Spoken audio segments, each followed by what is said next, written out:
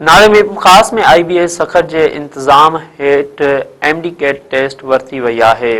वधिक तफ़सील मालूम किया मेहरान टीवी के रिपोर्टर तालिब शर खां। जी तालिब, वधिक कहिड़ा तफ़सील आहिनि?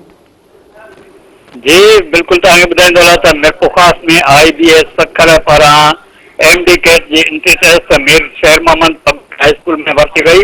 टेस्ट के सिलसिले में थरपारकर, उमरकोट, मिरपुर ख़ास सां लाॻापियल शागिर्दनि पर शागिर्दियूं पहुतियूं।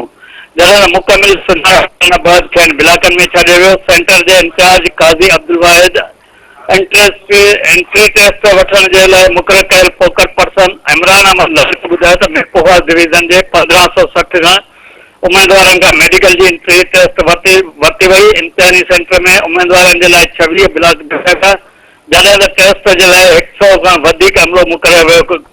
उम्मीदवारों का शनाख्ती कार्ड और ॿिया दस्तावेज चेक करे बाद में छॾियो वियो। हिन चयो त एंट्री टेस्ट में सिक्योरिटी जा मुकमिल इंतजाम किया विया। जी तालिब, अवां जी मेहरबानी।